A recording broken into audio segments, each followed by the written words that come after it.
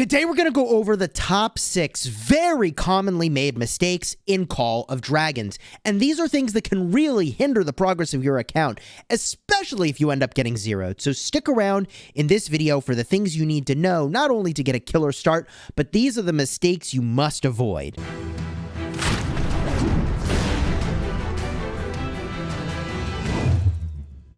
Hello my friends and welcome back. I'm Chisgule Gaming, and if you haven't seen my other videos, I've made over 2,000 of them related to city building war games. This is my specialty, and I've been playing Call of Dragons in the closed beta for the last 6 months. So I've got a lot of information to share with you today, and I'll move through it pretty quickly. But if you think this is the sort of content you're really interested in, do me that favor of throwing a like on the video and subscribing to the channel so you don't miss my next upload. Let's start with tip number 1, which is very simply to keep your city on your alliance territory.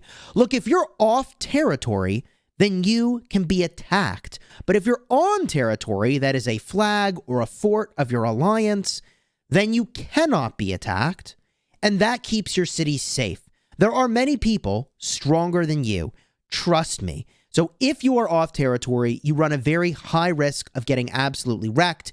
You simply relocate onto your alliance territory, very easy. You actually cannot teleport in this game off of your alliance territory. So how will you end up off territory? Well, at the start of the game, you're not going to be on alliance territory, and if territory gets destroyed or rearranged by your alliance leaders, then you could find yourself off territory as well. So very simply, keep yourself on territory, and if there's any inkling of fighting going on, consider using a peace shield overnight or moving to a safer location. This brings us to mistake number 2, and this is going to happen all over the place at the start of the game, which is that there is a difference between physical damage and magic damage.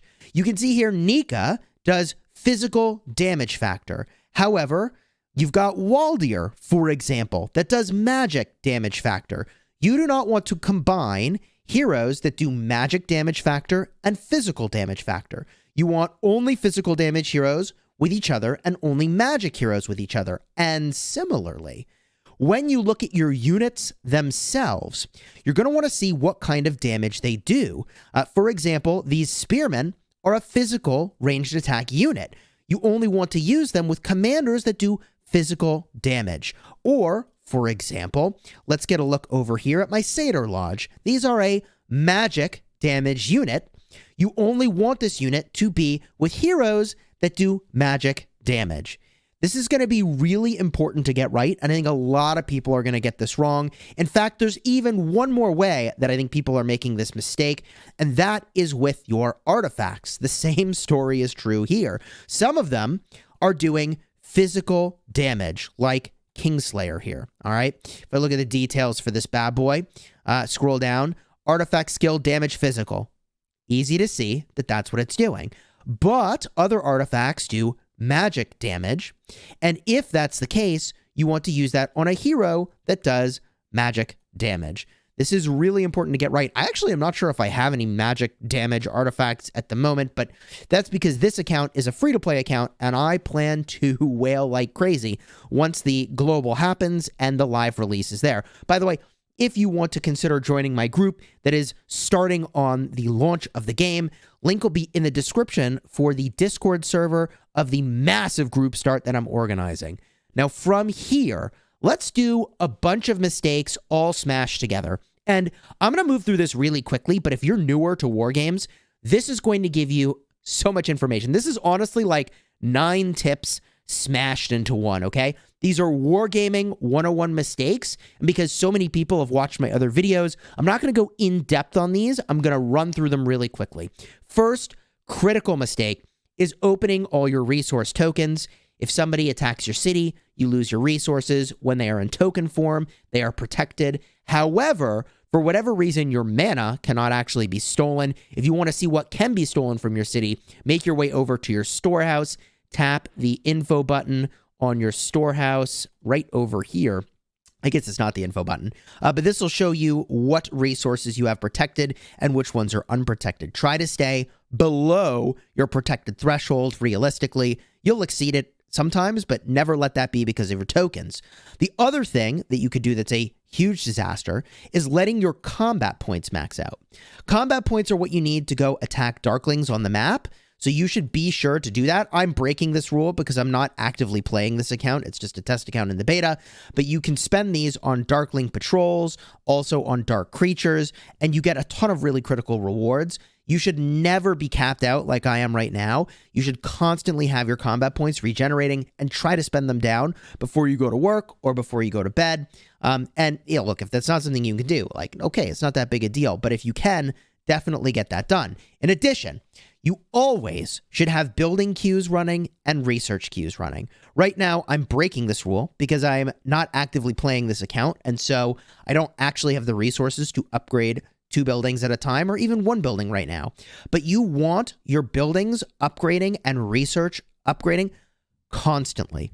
This is basically like free speed ups. The same is true of training troops. Another thing that I'm violating over here in order to actually be able to upgrade some buildings as I play this particular account really, really casually. Always be upgrading, training, and researching. And always be sure to use speed ups after you get helps. In this game, you can receive helps. This is from your Alliance Center. If I make my way over here and smash the info button, it'll tell you the number of help chances you have.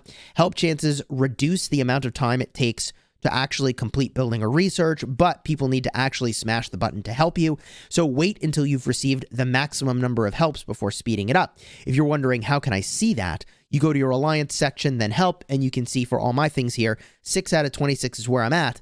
So I should wait till that's 26 out of 26. And you can see even just those 6 helps saved me 40 minutes over here. Once that flashes back, you can see it was like 20 minutes on this research, 6 minutes on that research. So it's a pretty big deal to wait for your helps. And this, by the way, is a reason why you really want to be in an active alliance. Make sure that your alliance is actually super active. If you're more active than the rest of your alliance, you need to find a new one because it really sucks to just sit here waiting for helps when you're like ready to go. You want to be in an active alliance because, like, bro, if they are not active, you think they're going to protect you at a time of war? Assuredly not. From here, man, these are all 101 level mistakes that will completely shred your account. If you want to star up a hero, that's really great. But if they're legendary, make sure that you max the first skill before you unlock later skills. At the time of this recording, there's no way to do a skill lock like we have in Rise of Kingdoms, which would guarantee that your skills land where you want them. So if you unlock multiple skills, then new skill points are randomly assigned to the different skills. And the first skill, also known as the active skill, the rage skill on a commander, is always infinitely better than all of their other skills. So you want to make sure you max the first skill, whether they are epic or legendary, before you star them up. Blue is far more forgiving because you're going to get tons and tons of tokens for your blue heroes. Now, while we're talking about heroes, another critical mistake would be to invest in lots of different heroes as opposed to focusing in a few. I think it's far better, especially with your legendaries, to pick 1, maybe 2 that you really focus on.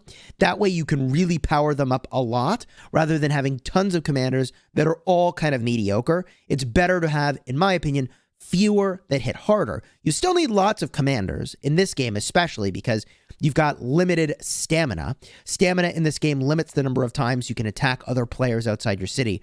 But I think focusing on a smaller number of commanders is generally better than spreading around your investments so much that you actually don't have anything particularly good if you need to run out in the field. From here, I've got one last 101 tip, all a part of these like wargaming basic mistakes.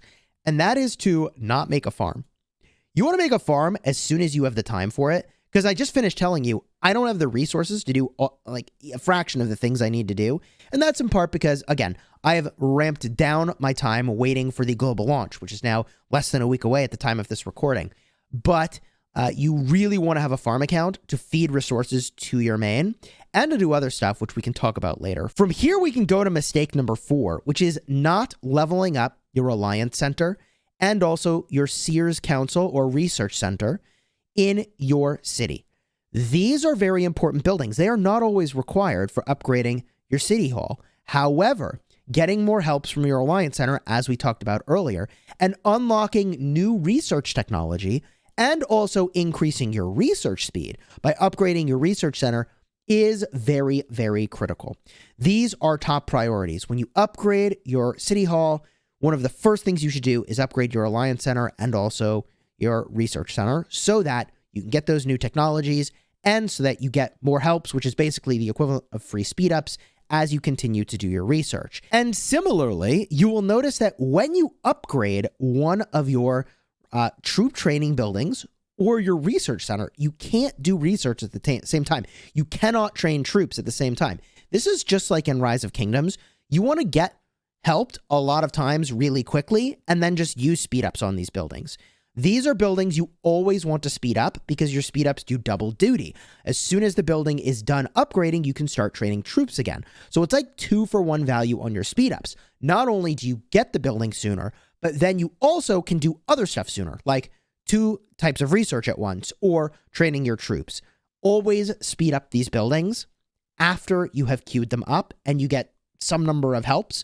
Depends on how kind of active your alliance is. The next big mistake that a lot of people are going to make is not recovering dark chests. You're limited to the number of these keys that you can get per day, dark keys. You use them to unlock crates that give rewards. So if I smash go, it'll take me to the map. I actually can search for Darkling Guards. You can see I have 5 keys already, and bada boom, here's a chest. You need a key to unlock a chest. So just be sure that you actually go in and get these daily because you get a chance of getting some pretty cool loot every single time you do this. The final mistake, and this is something you have to do literally every single season that you play in this game, is that you must push your technology on your notice board. And if you hit the little chair icon, it takes you to your seasonal policies. These seasonal policies are really, really critical. I haven't done this because, again, global launch is coming very, very soon, and I'm going to be going completely ham on a brand new account. I'll be streaming, by the way, so subscribe to the channel if you haven't already so you don't miss out. But jamming on your seasonal strategies is really critical. The way that you do that, by the way, is in part by pushing on the Dragon Trail, which is really kind of a bummer that this resets every season. So every season you need to start anew and push as far as you can in the Dragon Trail. This not only gives you tons of passive rewards, but also gives you the crucial currency you need to upgrade your seasonal technologies. Not pushing as far as you can in this game mode as fast as you can is definitely a big mistake that a lot of people will make, and they'll get stuck on a level and then not check back into this for a very long time.